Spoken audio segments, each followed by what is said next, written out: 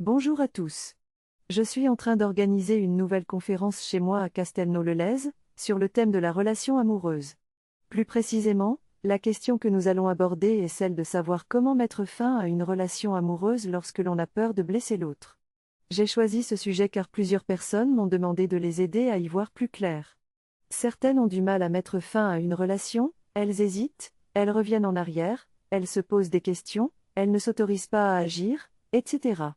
Tout cela parce qu'elles ont peur de faire souffrir l'autre, et qu'elles préfèrent donc maintenir la relation pour lui donner une certaine sécurité et un certain confort. Pourtant, il peut être courageux de prendre le risque de rompre, car cela nous mène vers l'inconnu. Dans cette conférence, je vais donc aborder plusieurs mécanismes de la peur de blesser l'autre, pour comprendre pourquoi nous sommes motivés à partir tout en étant freinés par une partie de nous-mêmes. Nous réfléchirons également à nos motivations profondes pour partir, et nous nous demanderons si elles sont bonnes ou mauvaises. Enfin, nous parlerons de la notion de culpabilité, qui est souvent présente lorsque nous avons peur de blesser l'autre.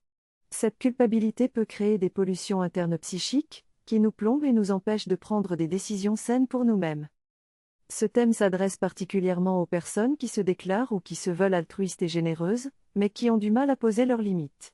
Ces personnes ont tendance à mettre l'autre avant elles-mêmes, et à imaginer que l'autre va souffrir si elles rompent la relation. Nous verrons donc comment ces personnes peuvent apprendre à mieux se connaître et à mieux s'écouter, pour agir en fonction de leurs propres besoins et de leur propre bien-être. Cette synthèse traite du développement de certaines formes de comportements relationnels qui sont basées sur des souffrances passées. Les personnes ayant vécu des souffrances peuvent projeter ces souffrances sur leur partenaire et ne plus voir que la part souffrante de leur partenaire. Les enfants qui n'ont pas été protégés quand ils étaient enfants et les adultes qui n'ont pas été protégés petits peuvent avoir cette tendance à sauver, c'est-à-dire qu'ils ont le sentiment qu'ils doivent protéger leurs parents, et ils projettent cette même attitude sur leur partenaire. Ils peuvent ainsi entrer dans des relations symbiotiques et fusionnelles dans lesquelles ils se sentent responsables de leur partenaire et ne veulent pas abandonner cette personne, même si cela est nécessaire pour leur propre bien-être. Ces schémas inconscients peuvent être difficiles à briser, et nécessitent une prise de conscience et un travail sur soi pour changer. Le texte parle de l'importance de l'autonomie dans les relations interpersonnelles. Il est important de se créer sa propre colonne vertébrale, sa propre structure interne, et de prendre la responsabilité de la protection de sa propre vie.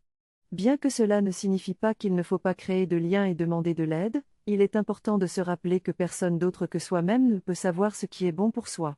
Les relations symbiotiques, où une personne est prise en charge par l'autre, ne sont pas saines et peuvent empêcher les individus de développer leur propre autonomie. Les relations qui se basent sur l'espoir que les choses vont changer sont également problématiques, car cela peut conduire à une dépendance malsaine, et à des allers-retours incessants. Cette transcription semble être un extrait d'une conférence sur la dépendance affective et l'importance de l'empathie dans les relations.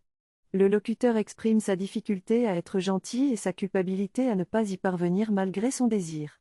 Il explique que ce conflit interne est souffrant pour la personne qui le vit, mais aussi pour ceux qui se sentent indispensables ou qui jouent le rôle du sauveur.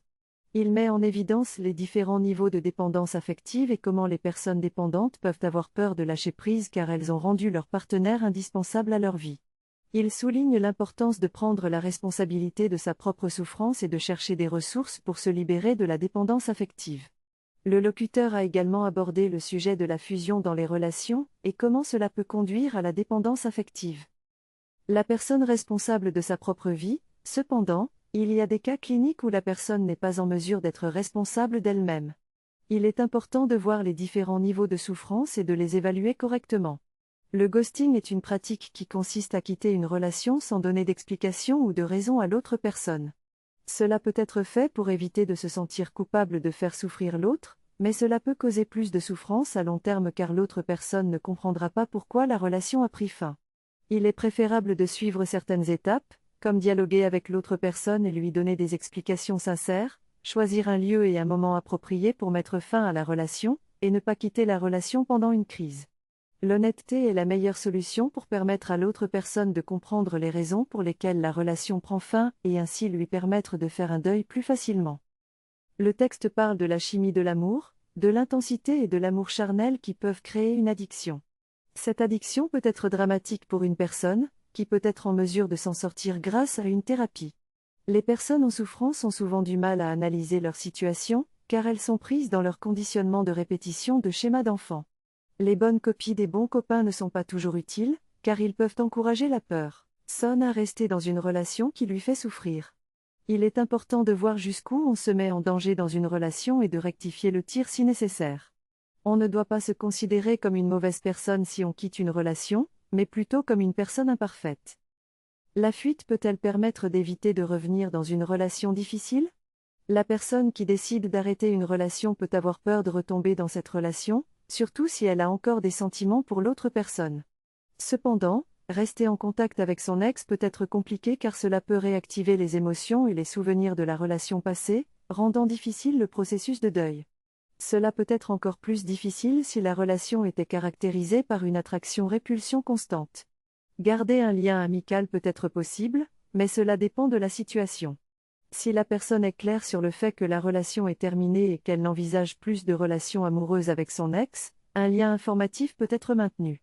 Toutefois, si le lien devient trop étroit et se rappelle constamment les souvenirs de la relation passée, il peut être préférable de couper tous les liens pour faciliter le processus de deuil. En général, il est important de se méfier de ces types de relations car elles peuvent être très addictives. Il est donc essentiel d'écouter ses émotions et de prendre le temps nécessaire pour faire le deuil de la relation passée.